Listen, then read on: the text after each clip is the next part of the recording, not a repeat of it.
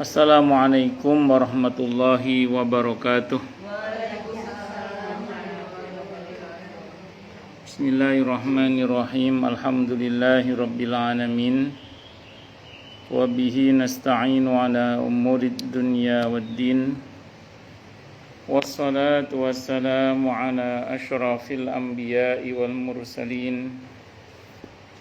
Sayyidina wa habibina wa syafi'ina wa qurrati a'yunina wa maulana Muhammadin wa ala alihi wa ashabihi wa dzurriyyatihi ajma'in, amma ba'd. Asyhadu an la ilaha illallah wa asyhadu anna Muhammadar Rasulullah. Wa ufawwidu amri ilallah, innallaha basirum bil ibad. Hasbiyallahu la ilaha illa huwa alaihi tawakkaltu wa huwa rabbul arsyil azim. Qala Allah ta'ala fi kitabihil karim hikayatan an nabiyillahi Musa alaihi salam. Rabbi syrah li sadri wa yassir li amri wahlul 'uqdatam min lisani yafqahu qawli. Para asatidah, para ibu-ibu sekalian, hafizani wa hafizakunallah, bil khusus segenap pengurus Majelis Ta'lim Sabila, yang semoga pengurusnya dan jamaahnya, Ibu Nani Winata beserta keluarga besarnya dan kita semua semoga selalu dalam naungan rahmat, barokah, perlindungan serta bimbingan Allah Subhanahu wa ta'ala. Amin. Allahumma amin insyaallah. Dan tentu saya doakan semoga kemuliaan ibu-ibu sekalian selalu dijaga dan ditingkatkan terus oleh Allah Subhanahu wa ta'ala sebagai seorang muslimah, sebagai seorang istri, sebagai seorang ibu, dunia hingga syurga. Amin. Allahumma amin insyaallah. Allahumma inna nas'aluka ilman nafi'ah wa rizqan thayyiba wa amalan mutaqabbala wa fatahallahu lana futuhal arifin.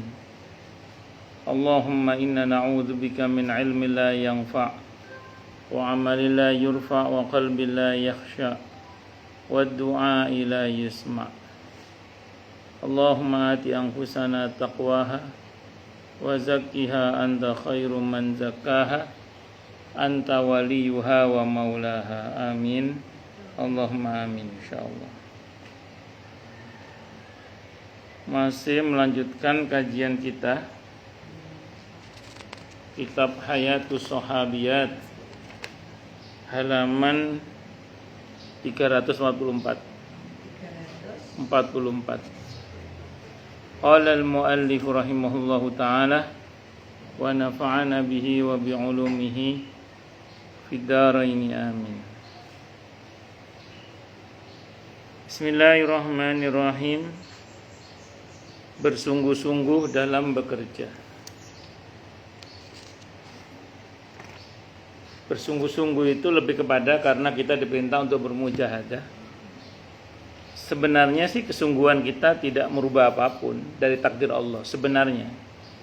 Tapi karena dalam kesungguhan itu ada nilai ketaatan, ya suka-suka Allah kalau setelahnya Allah turunkan pertolongan sehingga tidak ada yang tidak mungkin untuk dirubah oleh Allah. Karena Allah itu menyatakan dirinya dalam Al-Quran sebagai yamhullahu ma yasha' wa yuthbit.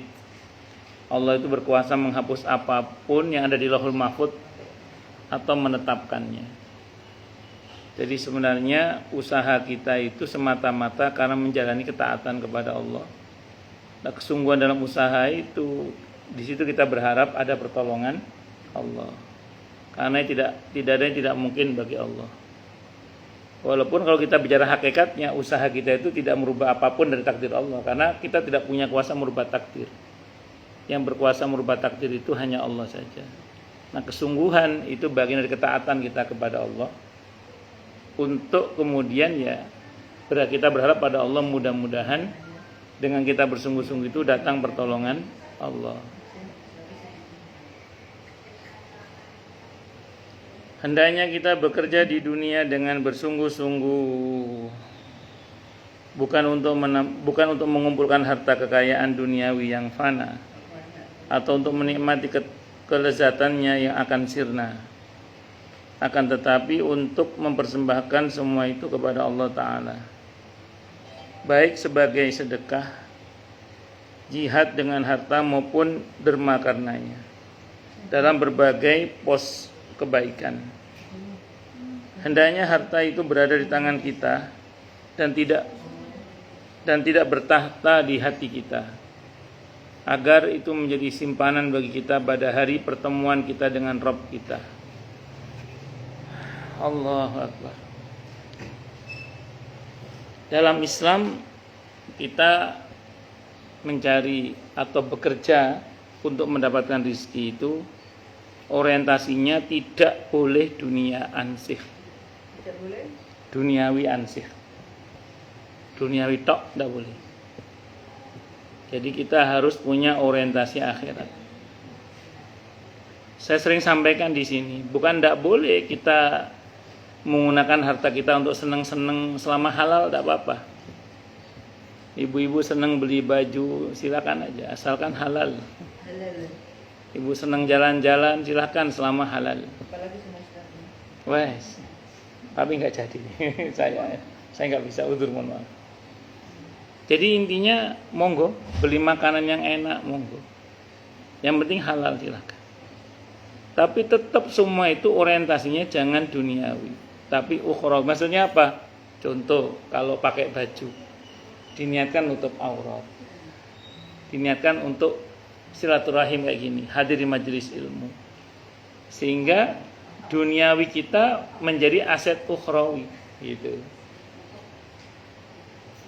Atau berpakaian yang seksi untuk membahagiakan suami, bagi yang punya suami. Yang enggak punya suami semoga segera punya suami lagi. Amin, amin, Bu. Iya. Nggih, iya aja.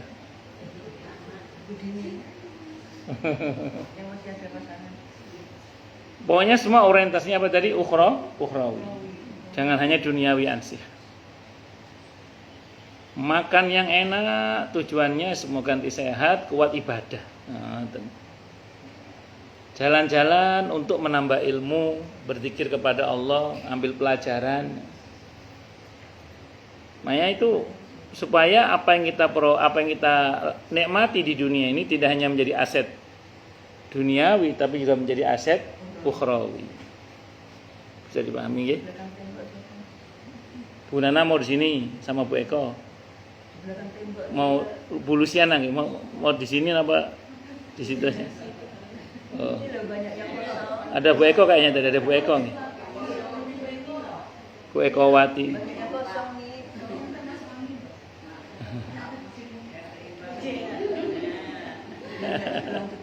Masih muda, cucu baru berapa? Mungkin masih muda. Monggo. Ya Allah. Intinya bahwa usahakan aset duniawi kita menjadi aset napa? Ukhrawi. Karena kalau cuma duniawi itu nanti rugi, ujungnya habis. Kullu man 'alaiha fan, ujungnya habis. Pokoknya kalau ngomong dunia ujungnya apa? Habis. Iya, Ar-Rahman ayat 26 itu. Itu sebelum ayat 26 itu ayat 25, 24, 23, 22, 21, 20. Itu Allah menceritakan tentang keindahan dunia. Begitu Allah menceritakan keindahan dunia, Allah puncai dengan pernyataan kullu man 'alaiha fan. Pokoknya yang di atas dunia ujungnya habis. Tapi Allah lanjutkan itu, wa yabqa wajhu rabbika dzul jalali wal ikram. Yang kekal abadi adalah kekuasaan Tuhanmu yang memiliki kemuliaan dan keagungan. Dengan kata lain, kalau kita bicara tentang ayat ini, kalau ingin aset duniawi kita dikekalkan nilainya oleh Allah, maka gunakan di jalan Allah.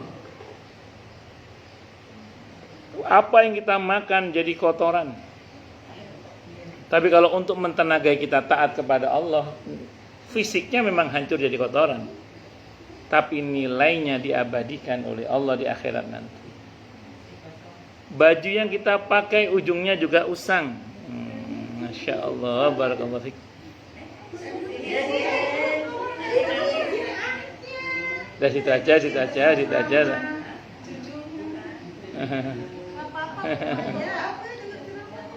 Jadi saya ulang, baju yang kita pakai ujungnya juga jadi usang. Tapi karena untuk nutup aurat, untuk salat, untuk silaturahim, untuk hadir di majelis ilmu, nilainya diabadikan oleh Allah. Mungkin dan yang lain-lain. Rumah semua kan ujungnya kan hancur juga semuanya lah. Bahkan badan kita pun akan berkalang tanah. Tapi nilai dari rumah, badan dan seterusnya kalau dipakai di jalan Allah, nilainya akan diabadikan oleh Allah. Yang kita inginkan itu apa yang menjadi aset duniawi kita menjadi aset ukhrawi kita, itu yang kita inginkan. Makanya pandai-pandaikanlah mengukhrawikan duniawi kita supaya kita ada stok tabungan, bekal kekal nanti di akhirat. Oh, itu contoh saja.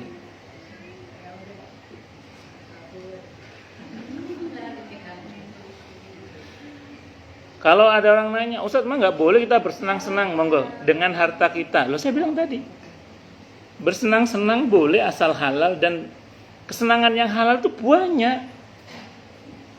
Kalau kita banyak belajar, kita banyak pengalaman, kita banyak mencari tahu, itu sebenarnya kesenangan-kesenangan yang menyenangkan dan halal itu banyak sekali. Makanya kita harus banyak belajar supaya kita punya banyak katalog sikap. Agar kalau ingin bersenang-senang itu orientasinya bukan yang haram gitu loh. Yang halal itu banyak. Jadi kita punya banyak katalog kesenangan-kesenangan yang halal itu banyak. Kalau yang masih bersuami, bersenang-senang dengan suami, dengan anak, dengan cucu, jalan-jalan untuk ngambil pelajaran dan berzikir kepada Allah, wisata kuliner yang halal dan thayyib, itu kan boleh, tidak ada masalah. Banyak, asal kita mau. Itu seperti itu. Cuma kadang orang kan karena kurang referensi, kurang piknik, ngopinya kurang jauh kata teman. Kalau ngomong kesenangan mesti yang dipikir itu yang haram. Salah itu. Wong yang halal banyak, kok milih yang haram. Kalau ada orang mengatakan yang halal, yang haram aja sulit apalagi yang halal. Oh, ini kok ngopinya kurang jauh ini. Iya, pikniknya kurang jauh ini. Sayangnya saya nggak bisa itu. Allah yang ngatur itu. Saya sebenarnya Selasa keempat itu bisa sebenarnya. Cuman Selasa ketiga itu jadwal digeser ke Selasa keempat. Iya. Lebih dulu sana daripada Bu Nani ngomongnya. Akhirnya nggak bisa saya. Iya. Qadarullah. Rabunya juga gitu pas Rabu keempat itu. Rabu keempat saya nggak bisa juga. Karena Rabu keempat itu ada jadwal yang cukup banyak. No? Ya, Ustadz kaki lima keliling-keliling. Ustadz kaki lima Bu, keliling-keliling menjajakan cahaya. Oh, lanjut. Belum. Ngaten nggih, jadi banyak belajar, banyak mendengar, banyak pengalaman supaya kita punya banyak katalog sikap. Sehingga kalau kita bicara kesenangan itu tidak melulu mikir yang haram. Karena yang halal itu banyak, bukan cuma banyak, banyak. Tinggal kitanya aja mau pilih yang mana. Gak kurang-kurang. Karena riyadhahnya orang sekarang itu kata para ulama, asal tidak maksiat aja udah bagus. Gak usah ngomong tahajud sampai kakinya bengkak. Gak usah ngomong puasa riyadhah tahunan, bisa usah ngomong itu. Bisa meninggalkan maksiat aja udah bagus. Dan tentu karena kita nggak mungkin bebas maksiat, paling nggak begitu berbuat maksiat segera tobat. Ya, itu harus diingat itu. Karena orang yang baik bukannya tidak pernah melakukan kesalahan. Tapi orang yang baik adalah yang mungkin melakukan kesalahan tapi segera menyadarinya dan segera bertobat minta ampun kepada Allah. Karena kalau bahasanya Nabi, kama qala kullu bani Adam khata'un wa khairul khata'in at-tawwabun. Seluruh anak Adam itu potensial bersalah dan sebaik-baik yang bersalah adalah yang mau bertobat. Itulah yang kata Syekh Dangdut Romai Rama mengatakan, gimana itu kata Syekh Dangdut Romai Rama? Orang yang baik bukan yang tidak pernah melakukan kesalahan, tapi yang mau menyadari kesalahannya dan memperbaikinya. Cukup satu kali gitu. Kehilangan tongkat jangan dua kali. Saya itu dari kecil tuh kuping saya itu denger Romai Rama di kampung. Di kampung itu. Iya, di kampung itu. Kampung saya itu dino-dino Romai Rama. Tapi untungnya pas yang nasihat-nasihat banyak itu. Untungnya Romai Rama. Bukan yang model kalau sudah, bukan yang itu. Itu ya itu pelajaran di situ di antaranya. Si Romai Rama banyak nasihatnya. Ya, Syekh Dangdut Romai Rama. Ya kan Raja Dangdut, Syekh Dangdut Romai Rama. Tapi saya tidak boleh lama-lama nyanyinya, takutnya ustadznya luntur nanti. Jadi kamar mandi aja kan? Malah nggak bagus kan? Iya. Saya kalau kamar mandi tidak apa-apa, yang ada kalau ada WC-nya yang nggak boleh. Oh, gitu. Kalau kamar mandi tidak apa-apa, yang nggak boleh itu WC. Kalau misalnya nggak ada WC-nya boleh? Boleh. Di kamar mandi itu kita baca Al-Quran asal jangan telanjang ya. Kalau ibu paling nggak pakai kemben itu boleh. Di kamar mandi ya, tapi nggak ada WC-nya ya, nggak ada WC-nya. Boleh. Hah? Apa?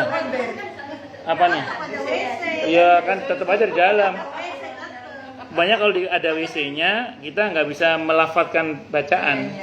Tapi kalau nggak ada WC-nya, kamar mandi aja itu boleh, tidak apa-apa. Itu namanya hammam. Iya, namanya hammam. Iya. Iya, di kampung saya juga dipisah. WC sendiri, kamar mandi sendiri di kampung dulu. Tanahnya luas. Iya benar. Sekarang kan efisiensi. Efisiensi. Tanahnya 500.000 meter. Kasih selambu juga bisa. Itu dulu namanya hammam. Di masa Nabi itu ada namanya hammam, tempat di masa Nabi boleh. Orang misalnya masuk kamar mandi, baca ayat Quran enggak apa, asal tutup aurat. Kalau perempuan paling enggak pakai kemben. Iya. Kalau laki-laki paling enggak pusar sampai separuh paha itu tertutup. Pusat sampai Kalau laki-laki pusar sampai separuh paha paling enggak tertutup. Kalau perempuan jangan telanjang. Saya enggak berani ngomong bulat karena ada yang protes kalau telanjang bulat karena tidak semuanya telanjang bulat. Terus apa namanya pakai kemben. Kemben itu berarti dari atas dada sini sampai separuh paha, ya separuh paha atau sepaha lah. Perempuan paling enggak. Itu adalah kita makarimul akhlak. Cuman kalau cuman kembenan bacanya jangan kencang-kencang. Itu begitu kita makarimul akhlak itu begitu. Laki-laki juga sama, kalau masih belum tertutup auratnya jangan kencang-kencang, boleh tapi melafadzkan boleh gitu. Waalaikumsalam. orang laki-laki itu bukan sampai lutut. Oh, enggak, di kamar mandi ceritanya ini. Iya. Ini Tapi sebetulnya laki-laki memang lutut kan. kalau saya karena bermadzhab Syafi'i, monggo Bu. Sama lama enggak kelihatan juga kayak Ibu. Ada. Tadi saya tanya dulu, Ibu lama enggak kelihatan Ibu. Wudu juga boleh kan Ustaz? Wudu enggak ada masalah. Kalau di WC pun enggak ada masalah, teman ada yang mengatakan makruh. Tapi ulama-ulama kontemporer membahas dulu itu yang namanya WC itu kan jumbleng. Zaman Nabi itu jumbleng. Jumbleng itu kakus. Kakus itu mendak ngeteng betul. Iya, jadi ndak gini loh. Tanah itu dilobangi, dikasih napa namanya niku? Bambu. Ada bolongan cilik gitu. Tutupnya cuman karung goni itu atau belarak atau belaraknya apa itu kelapa itu. Nah, terus duduk jongkok di situ. Nah itu kalau jenengan pup di situ, wudhu di situ pasti jembrek. Iya pasti menjijikkan. Nah sekarang kan tidak begitu teknologi sirkulasi airnya. Sekarang kan WC sendiri, terus pembuangan airnya juga sendiri, air juga sendiri. Andaikan wudhu juga nggak ngilani, insya Allah.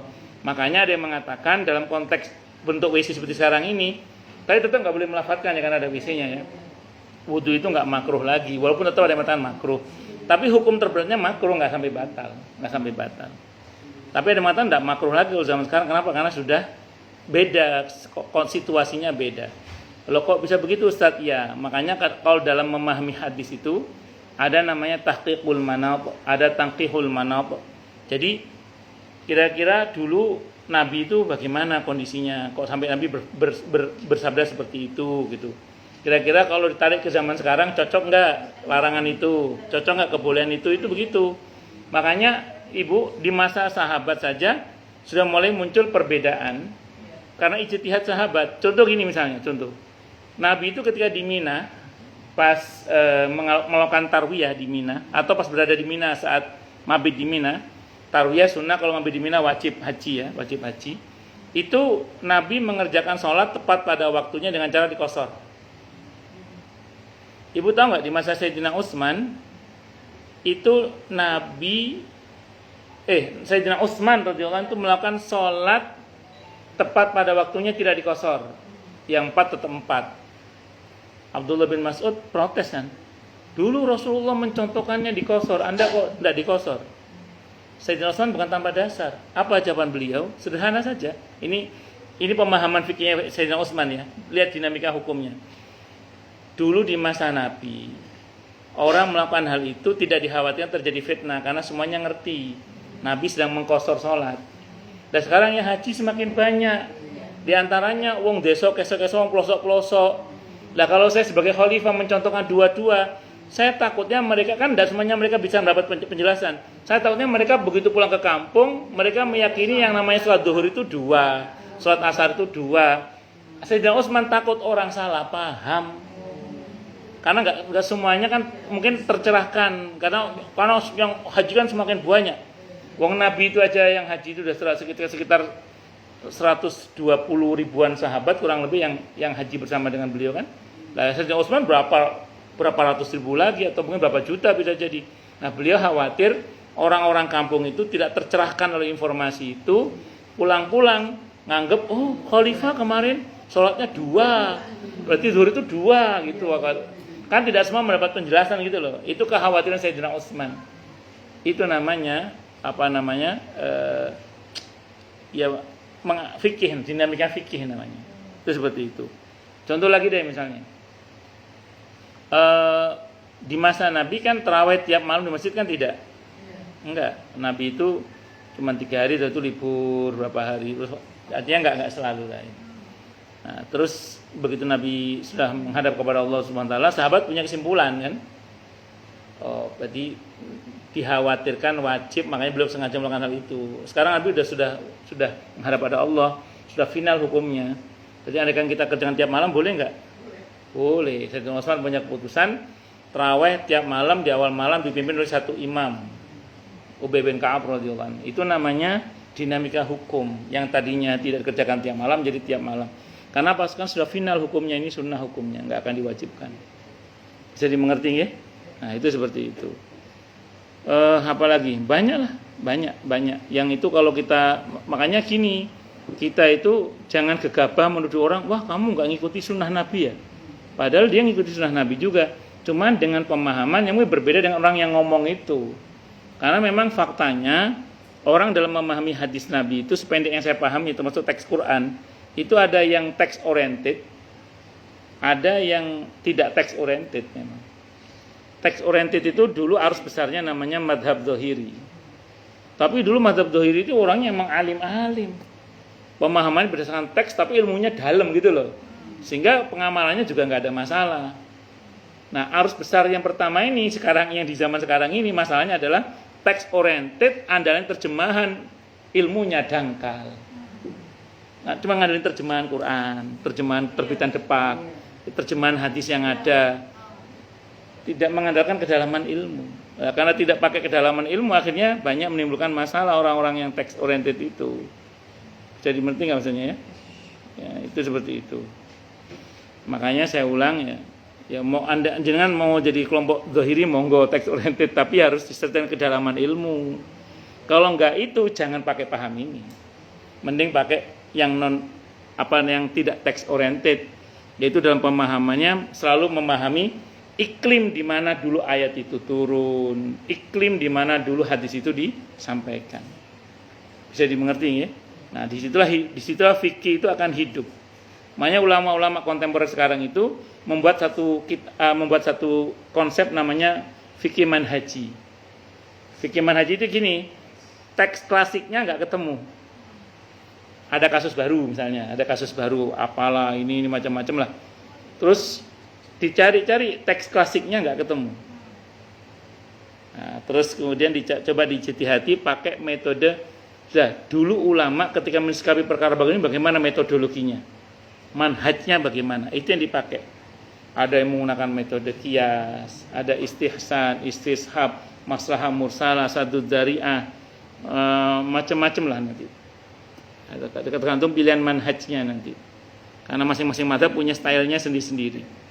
Makanya tidak heran kalau zaman sekarang orang dinamika hukumnya bermacam-macam, masing-masing sesuai dengan metodologi fikihnya. Saya sering sampaikan contoh yang paling sederhana ya. Riba itu haram titik, gitu ya, jasa tawar ya. Nah, bagaimana Ustadz hukumnya kerja di bank konvensional misalnya? Yang mengatakan haram ada nggak? Ada. Yang mengatakan halal ada nggak? Yang mengatakan syubhat ada nggak? Ada. Masing-masing punya argumentasi ya. Itu aja. Riba haram titik, jangan tahu. Tapi hukum orang kerja di bank tergantung pegangan fatwanya. Dan masing-masing punya argumentasi ilmu. Saya kalau tanya, saya bukan ulama, saya bilang, silakan Anda rujuk fatwanya saja misalnya. Sama orang yang nanya ke saya lagi, Ustaz, bagaimana hukumnya nabung di deposito terus ngambil bulanannya? Saya ngomong enggak. Kalau saya bilang riba haram titik. Tapi perihal bagaimana hukumnya nabung deposito itu ulama beda pendapat. Sebenarnya Bu, syariah itu pengalihan dari riba yang lebih besar ke riba yang lebih kecil sebenarnya. Karena tidak ada lembaga syariah yang murni 100 syariah. Bahkan beberapa akadnya kalau dipraktekkan bukan syariahnya bermasalah, kepentingan pelaku syariahnya yang bermasalah. Gitu. Kalau saya sering bilang di mana-mana itu syariahnya nggak ada masalah, kepentingan pelaku syariahnya yang bermasalah. Saya pribadi Bu, termasuk yang dulu, sekarang udah jarang. Sekarang yang sering pakai saya malah bank konvensional. Dulu saya sering dipakai oleh bank syariah tertentu untuk isi kajian. Saya sering dimarahi itu. Kenapa? Karena saya bilang saya ini orang ilmu, saya bilang. Nah, kalau Anda kan pelaku, saya nggak punya kepentingan, saya menyampaikan ilmu, saya kritik kan, maksud saya itu saya ingin perbaiki gitu. Nah, tapi ternyata saya dimarahi, dimarahi dan sampai sekarang belum dipakai lagi. Padahal saya bilang saya tidak pernah mengkritik syariahnya. Syariahnya nggak ada masalah. Yang saya kritik pelakunya, pelaku syariahnya. Non sewu nggih. Antara bank syariah atau lembaga keuangan syariah tertentu dengan yang lain itu kadang di sini boleh, sini nggak boleh. Saya tanya-tanya ternyata ustadz konsultannya beda. Ya jadi itu. Terus orang-orang di SN yang digaji di bank-bank syariah itu yang menggaji banknya. Andaikan pihak bank bayar ke DSN yang gaji ustadznya itu masih mending. Ibu tahu kenapa? Kena mental ustadz yang dibayar. Bayangkan bank mau punya produk, terus ustadznya yang gaji pihak banknya. Dirutnya sangat pengen agar ini dihalalkan, misalnya gitu. Misalnya nggak ngomong eksplisit, cuman dari sikapnya kan ketahuan banget ini sangat menguntungkan. Ya, ustadznya kan pakai wah piye gitu tak haram lah ya. Kena mental maksudnya enggak. Saya tidak mengatakan semua begitu, tapi problemnya itu diantaranya. Oh, Ustaz Bang kok tahu? Saya diberitahu orang dalam. Orang dalam itu yang ngomong ke saya. Itu bukan saya, orang dalam yang ngomong ke saya. Bukan katanya orang, memang orang dalam yang ngomong ke saya. Itu seperti itu. Ya begitulah macam-macam. Wallahu a'lam bishawab. Oh, nah, itu contoh aja. Itu rupanya berkaitan dengan dinamika hukum. Makanya Sayyidina Umar mengatakan apa? Ayat-ayat tentang riba ini turun menjelang wafatnya Nabi kita Muhammad SAW. Sehingga tidak banyak penjelasan dari Nabi tentang masalah riba, kata Sayyidina Umar. Beliau cuma berpesan, fatrukur riba wa ribah, kata beliau. Maka tinggalkan riba dan segala hal yang kamu ragu ini riba atau tidak riba. Nah, masalahnya juga Nabi sudah mengingatkan juga. Nanti akan ada masa di mana riba itu merajalela. dan siapa yang menghindarinya dia akan kena debunya. Itu kita sekarang.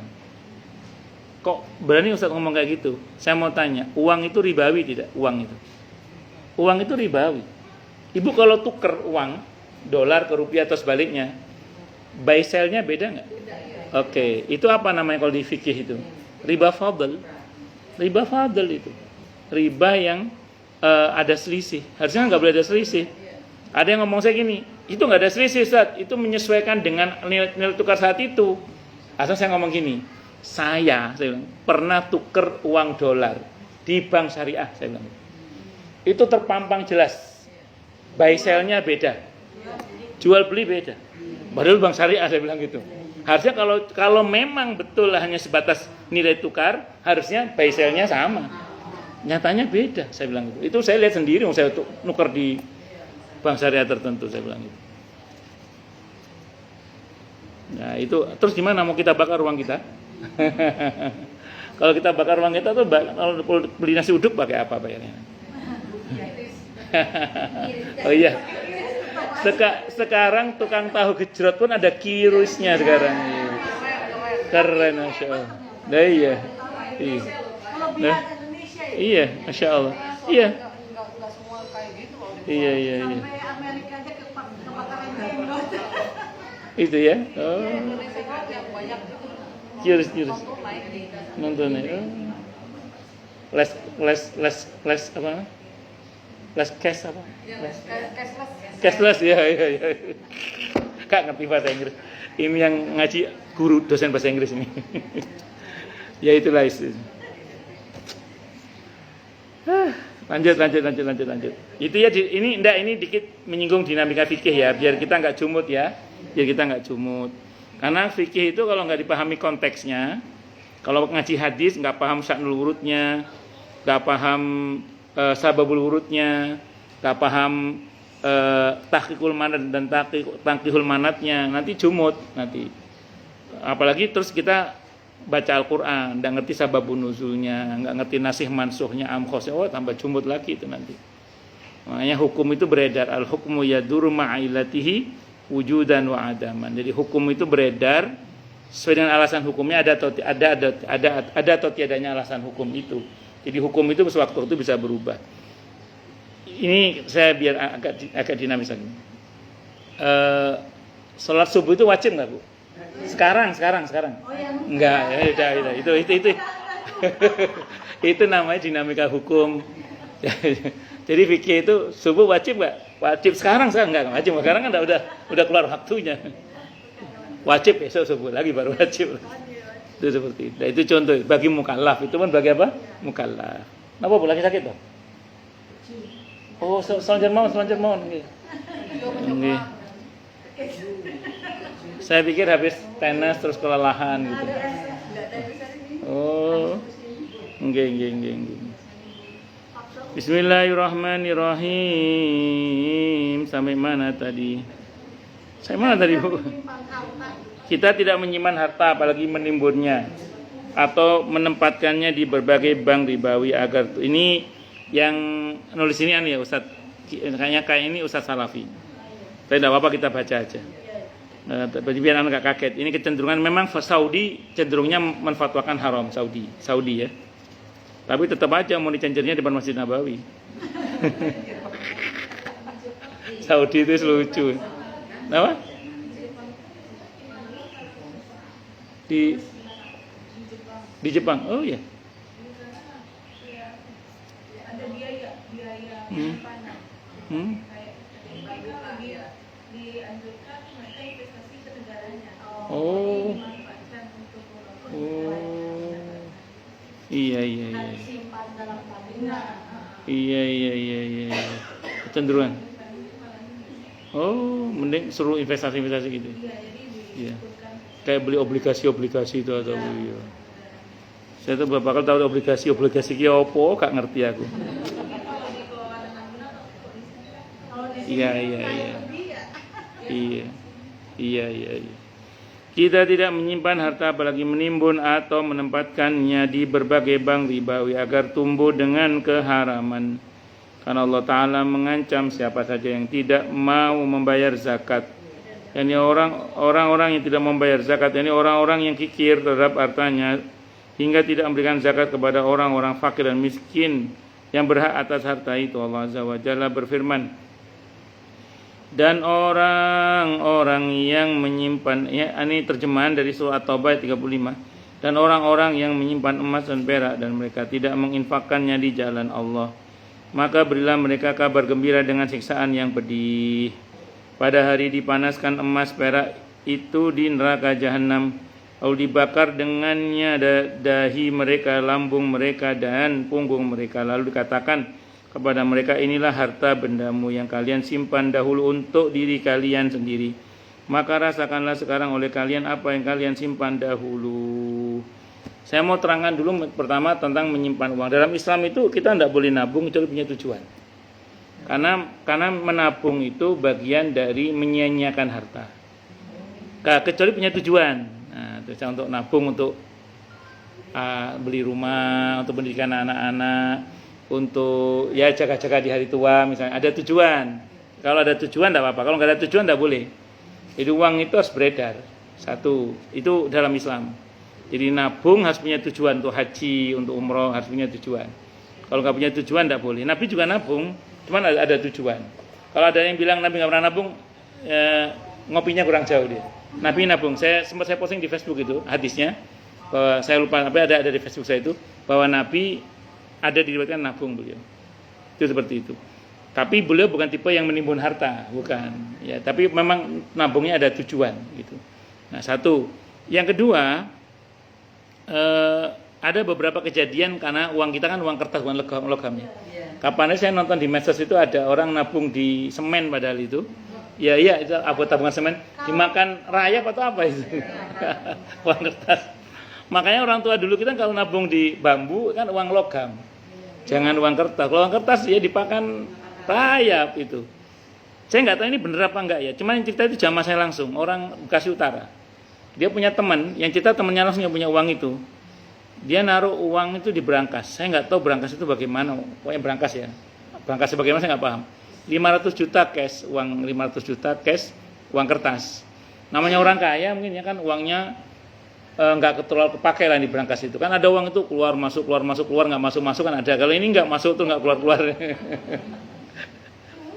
Satu saat, Dato gimana ceritanya, beliau buka uang itu karena mungkin mau masukkan uang atau apa. Menurut cerita jamaah saya, Dato betul apa enggak? Habis dimakan rayap itu. Iya, makanya itu gimana coba? Saya nggak paham itu.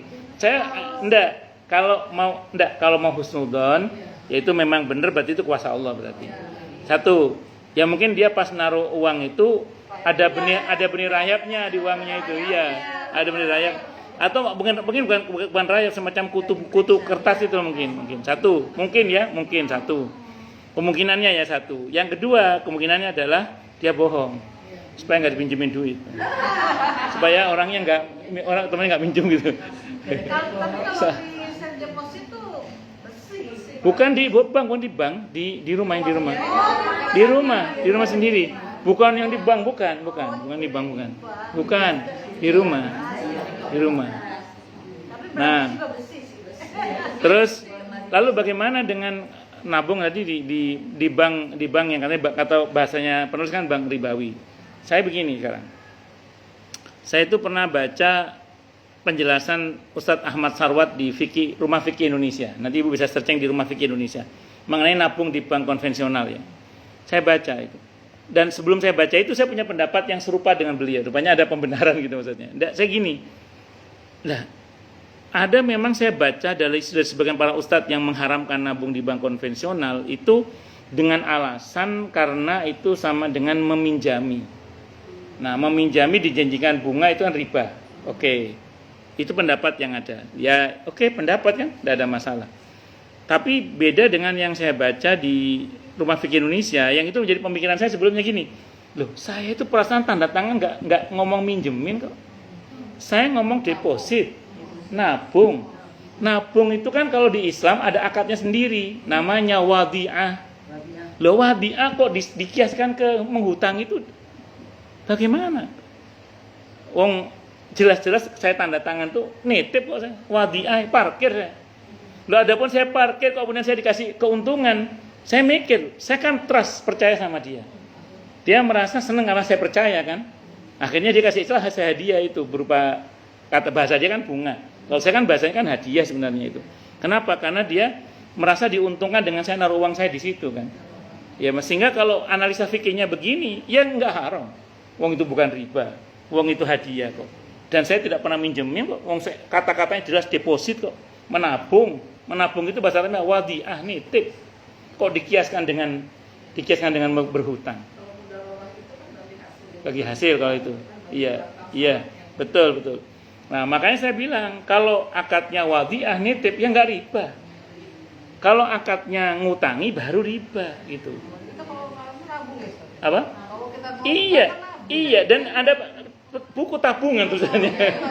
Bukan pinjaman atau bukan piutang kan itu. Iya. Dan kalau Islam itu terutama yang utama adalah akadnya. Iya, betul, akadnya. Akad itu diantaranya menentukan halal haramnya. Aktivitas melacur berzina dengan nikah itu mirip. Aktivitas intinya ya. Iya, itu sama. Itu seperti itu. Nah, cuman yang satu halal, yang satu haram. Di mana letaknya? Akadnya itu diantaranya. Iya, betul. Itu seperti itu. Terus ada juga beberapa teman-teman itu yang keras mengharamkan bank konvensional.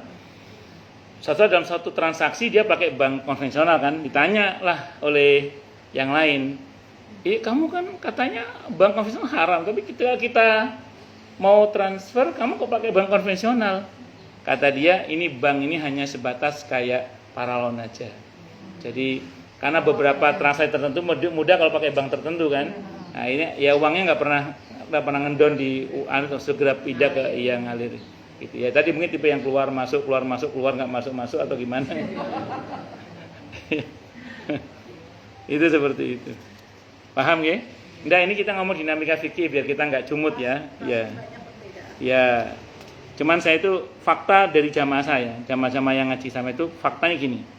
Ustaz, kan suaminya kerja di bank konvensional ya. Saya nggak tenang, saya macam-macam lah pokoknya. Dia galau gitu. Ya udah bismillah keluar karena Anda kan ragu. Udah keluar karena Allah. Siapa yang meninggalkan karena Allah akan ganti dengan halal yang lebih baik. Saya bilang gitu. Tapi ini nasihat saya dan para ustadz yang serupa dengan saya itu bilang bikin kuda-kuda dulu. Baru keluar. Karena gini, menghilangkan madharat itu tidak boleh dengan menimbulkan madharat baru yang lebih besar, saya bilang gitu. Karena maaf beberapa kasus bonek keluar malah ngutang sana ngutang sini. Nggak, mending ngutang sana ngutang sini, malah nipu sana nipu sini, kadang malah gak karu-karuan. Naudzubillah dari. Apa? Apa itu? Oh, pusat. Makanya kalau bisa bikin kuda-kuda dulu, baru keluar. Itu satu. Nah, kemudian yang kedua, ada jamaah saya ngomong gini, Ustaz, nggak berkahnya di mana sih, kata dia. Emang ibu kenapa? Saya tanya itu.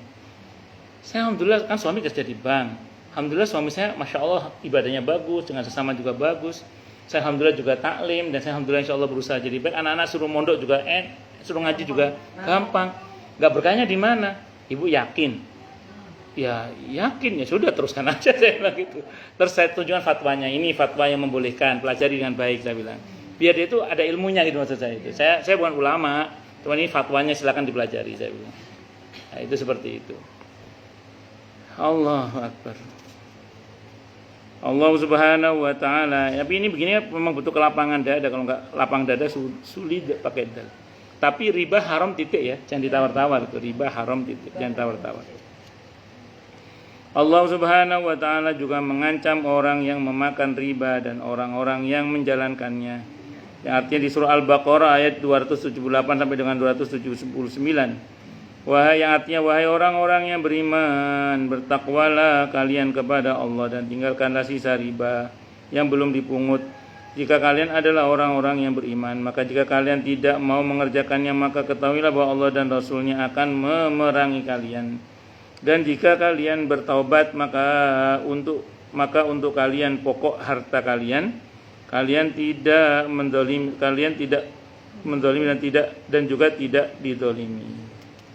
Jadi ayat ini menegaskan tentang pernyataan perang Allah dan Rasul untuk para pelaku riba. Jangan sampai kita berlaku riba. Ginilah kalau rumusnya gini. Sebisa mungkin pastikan akad kita itu benar, sebisa mungkin. Nah, kalau ada unsur nggak benar, sepatutnya kita tinggalkan. Sepatutnya lah kita tinggalkan. Kalau ada keadaan yang memaksa kita karena sistem, sehingga kalau nggak begitu akan jadi ribet misalnya, saya hanya bisa berkata semoga Allah maafkan. Karena pesan Nabi dalam hadis riwayat Ibnu Majah itu tadi gitu, akan ada masa di mana riba itu merajalela dan siapa menghindarinya dia akan kena debunya. Artinya kita nggak bisa menghindari. Yang penting semangat menghindari itu.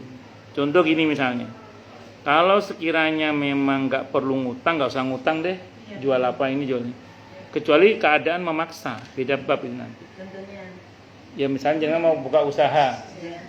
Atau saya contohkan yang mudah-mudahan jadi kenyataan segera lah insyaallah. Bu Anis mau mantu misalnya. Yo. Kan amin gitu.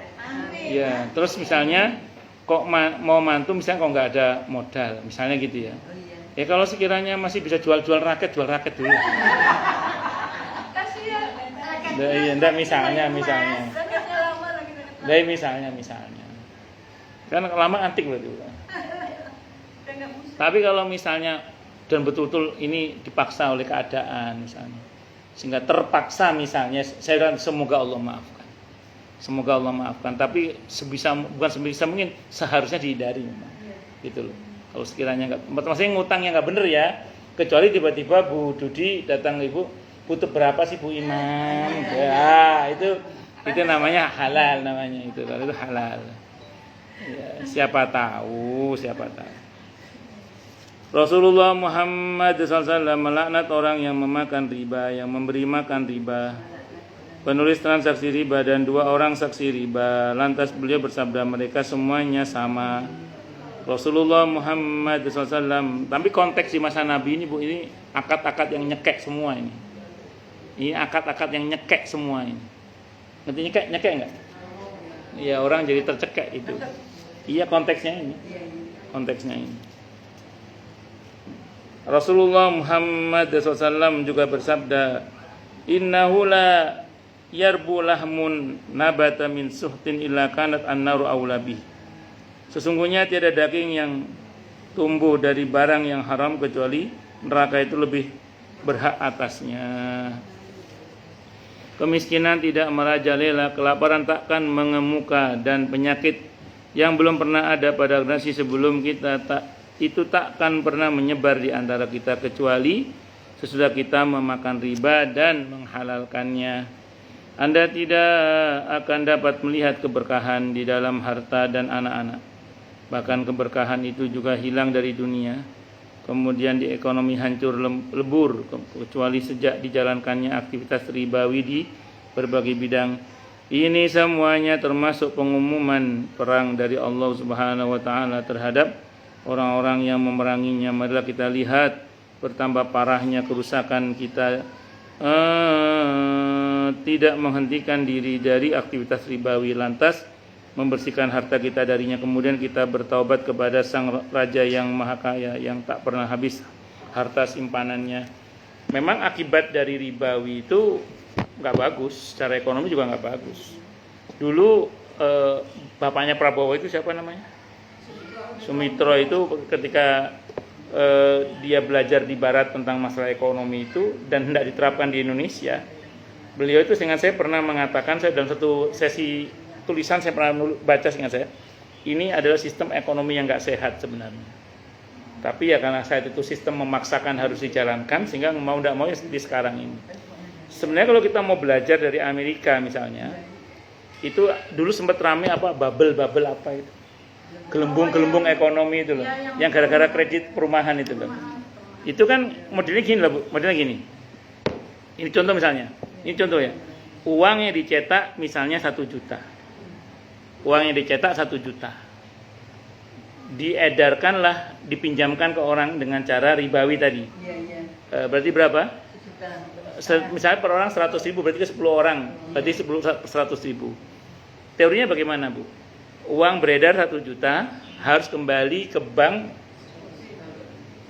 1 juta 100 karena per orang kan kena bunga 10%, misalnya aja ini ya. Nah, pertanyaan gini Bu, uang yang beredar kan cuma 1 juta. Iya. Yang harus kembali 1 juta 100. Pertanyaannya dari mana ini yang 100? Berarti di antara 10 orang itu harus ada yang bangkrut. Harus ada yang bangkrut, kan ada yang disita. Harus ada yang disita kan nanti itu. Nah, angka-angka yang menggelembung tadi itu ada, tapi uangnya nggak ada. Nah, itu yang kemarin bikin beberapa perusahaan besar yang sudah berabad-abad di Amerika itu gulung tikar, bangkrut. Terus kemudian ya Amerika mengalami resesi, bahkan kontraksi. Kan ada istilah krisis, resesi, kontraksi ya. Ini kata pakar ekonomi, saya cuma baca aja itu. Kalau krisis kan sudah hampir mau pakai tabungan. Iya. Kalau udah pakai tabungan namanya resesi. Kalau udah ngutang sana ngutang sini itu kontraksi. Amerika itu utangnya banyak, Amerika itu utangnya. Amerika itu kalau bukan secara sunatullah ya, kalau bukan karena dolar itu sayyidul fulus, wah sudah gulung tikar negaranya itu. Dan sekarang Iya. sekarang Kenapa? juga ganti. Mau ganti? Oh, Trump ini sudah. Dan akan bangkrut Amerika. Oh. Wong Helmi Yahya itu cerita kalau ke Amerika itu deg-degan loh. Karena bisa jadi tiba-tiba pemerintahnya hari itu tutup. Bandara nggak beroperasi, itu bisa, kata Helmi Yahya itu. Wong pas pandemi kemarin aja di Amerika itu yang ekonomi menengah banyak yang bunuh diri katanya. Ekonomi menengah. Amal ini kalau yang perumahan sih jadi harga-harga tinggi banget. Tapi orang nggak mampu beli. Iya, banyak berantakan sekarang di Amerika. Harga rumah Wong katanya di sana itu kata orang yang pernah tugas di Amerika. Di sana kalau orang punya rumah berarti kaya udah. Iya. Kalau nggak punya rumah rata-rata tinggal di apartemen atau gelandang itu. Berarti kaya berarti. Tuh. Kaya, Daria juga punya. Amin aja lah. Mending di Madinah aja. Saya ke Madinah Mekah. Iya. Oke, monggo silakan Bu, yang mau tanya, protes, marah boleh silakan. Oke, monggo. Oke.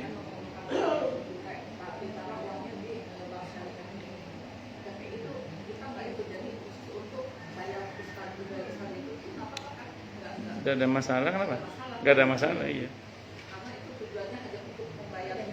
Gak ada masalah.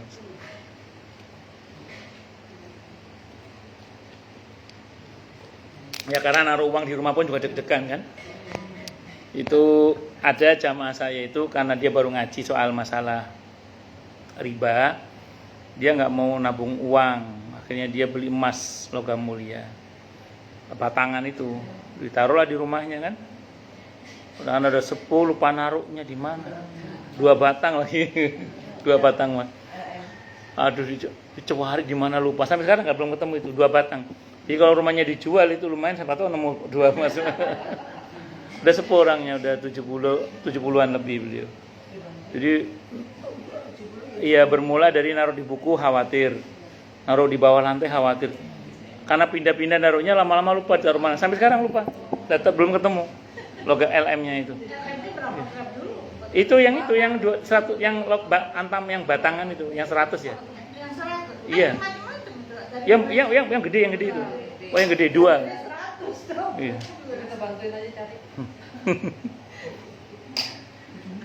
Oke, monggo yang lain silakan kalau ada. Kalau ada. Kalau nggak ada berarti jelas semua atau tidak jelas semua. Oh, jelas semua nih. Oke. Oke, monggo Bu Devi. Misalkan ini ya, orang udah meninggal ya, terus baju-baju yang meninggal itu kan katanya harus dibagi-bagiin ya. Terus. Terus kalau misalkan enggak bagaimana, harus bagaimana sebenarnya Ustaz? Bagus. Sebenarnya disebut harta waris kalau berharga. Kalau nggak berharga yang bukan harta waris sebenarnya. Bagi aja enggak apa-apa. Kayak misalnya kalau di zaman Nabi Bu, baju itu memang berharga dulu itu. Baju itu ada harganya, makanya kan dulu itu masuk dalam kategori waris. Zaman sekarang baju bekas ada harganya nggak kira-kira? Boleh kayak ada yang mau beli sih ada harganya, tapi kan murah banget. Iya, kecuali baju bekas artis mungkin bisa jadi warisan karena bisa dijual dengan gengsinya itu. Jadi non sewu, jadi kalau misalnya baju yang notabene bekas yang tidak ada harganya itu jangan dihitung waris. Kecuali dia punya warisan baju baru banyak gitu atau tas-tas baru banyak. Nah, kalau tas-tas yang murah-murah terus yang notabene secondnya udah nggak laku, kecuali tas branded ya mungkin, itu nggak usah dihitung waris, dibagikan aja. Enggak ya, harus dibagikan memang harus atau enggak gitu. Enggak, maksudnya dibagikan ke anak-anaknya atau ke siapa yang mau aja. Oh gitu. Iya, nggak harus ke siapa sih. Nggak harus siapa. Malah sependek yang saya pelajari ya, wallahu a'lam, pastinya ulama ada beda pendapat pasti ini. Di dalam fikih itu saya pernah ngaji itu ada penjelasan begini.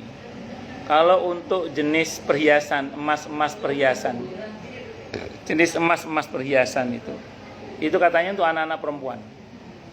Jadi nggak dibagi waris. Ibunya meninggal punya banyak perhiasan, bukan yang batangan ya, yang perhiasan itu untuk anak perempuan. Itu di fikih itu ada ulama yang berpendapat begitu. Oh memang begitu ya? Ada pendapat begitu, ada. Karena waktu dulu ibu saya melakukan itu, tapi saya hanya menganggap itu hanya kemauan ibu saya gitu. Kecuali batangan yang bukan perhiasan ya. Kalau yang perhiasan itu untuk anak-anak perempuan. Berarti kalau dikasih nggak usah kasih tahu yang cowok ya? Enggak apa-apa. Iya betul, enggak apa-apa. Iya emang betul. Iya. Gitu ya? Betul. Iya, itu tapi ini pendapat. Namanya pendapat pasti ada yang yes and no-nya pasti ada.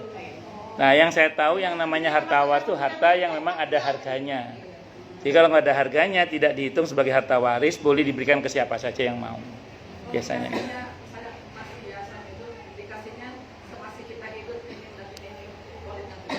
Itu namanya hibah. Kalau hibah enggak apa-apa, yang penting ini pemindahan hak harta dari orang tua ke anak itu ada 3 macam. Bisa melalui nafkah. Kalau nafkah sesuai dengan kebutuhan. Anak pertama, kedua, ketiga bisa berbeda karena kebutuhannya berbeda. Satu. Yang kedua, ada melalui hibah atau hadiah. Asasnya harus sama kalau ini. Hadisnya Bukhari. Nah, harus sama asasnya. Mau laki perempuan sama, harus sama. Sama itu nggak harus sama bentuk fisiknya, tapi ya nilainya sama lah. Mungkin yang satu dapat 1000 meter tanah di Bintara, di BSD, Bumi Serpong Damai. Yang satu sama-sama di BSD tapi dapatnya 3000 meter misalnya. Karena yang satu BSD Bumi Serpong Damai yang 1000 meter tadi itu, yang satu BSD Bintara sanaan dikit. Jadi karena Bintara sama BSD kan beda harganya. Ya, jadi yang satu dibuatkan usaha konveksi karena dia suka jahit menjahit. Yang satu dibukakan usaha bengkel karena dia sukanya otomotif. Tidak apa-apa, yang penting spiritnya sama. Itu seperti itu. Kalau yang terakhir waris. Nah, bedanya apa Ustaz? Kalau waris nunggu mati dulu. Iya memang. Kalau nafkah, hibah, hadiah itu masih hidup, semasa hidup. Makanya apa-apa yang sudah dinafkahkan kepada anak atau yang sudah dihibahkan kepada anak tidak bisa lagi dibagi waris karena sudah dipindahkan semasa hidupnya. Dalam Islam boleh. Hadisnya Bukhari. Kalau bab nafkah, saya kira banyak ada di Bulughul Maram bab tentang nafkah itu. Ukurannya ma'ruf. Ma'ruf itu kebaikan yang terkait dengan ruang dan waktu. Artinya sesuai dengan kebutuhan. Itu. Makanya ibu kan ada 2 putra, 1 putri ya. Kebutuhannya berbeda enggak? Nah, makanya diberinya juga berbeda kan? Tidak ada masalah karena itu nafkah. Itu seperti itu. Wallahu a'lam bishawab. Pak Ustadz, kalau waris sekarang kan nggak otomatis langsung hak anak. Jadi ada pemerintah punya aturan-aturan, termasuk ada pajaknya, ada biaya-biaya apa gitu kalau urusan dengan waris. Nah sekarang tuh banyak orang bilang sebelum meninggal baiknya orang tua itu menghibahkan ke anak-anak supaya tidak jadi hukum waris. Kalau jadi waris pemerintah ingin kebagian lah istilahnya tuh. Nah jadi akhirnya ada gitu ya. Ada seperti itu, ada pajaknya, ada. Jadi nggak langsung orang tua. Jadi hibah itu lebih murah itu. Kalau hibah murah, hanya istilahnya notaris doang lah istilahnya. Ada pajak. Ada pajak. Ada pajak. Oh betul. Sudah hibah. Hibah karena adik saya kan notaris. Oh, katanya tapi tetap lebih murah dibandingkan waris. Justru gini karena dia belum punya rumah. Ada maksimal nggak? Ada maksimal. Karena belum pernah punya rumah. Kalau pemerintah DKI itu kalau hibah kalau rumah pertama 0% Ustaz. Oh. Itu dikejar itunya Ustaz. Jadi kalau anak belum punya rumah dibagi boleh. Boleh. Dan waktu itu zaman Pak Anies. Jadi waktu itu ngejar Pak Anies mau turun pakai itu. Dan dua-duanya nggak dapat, nggak kena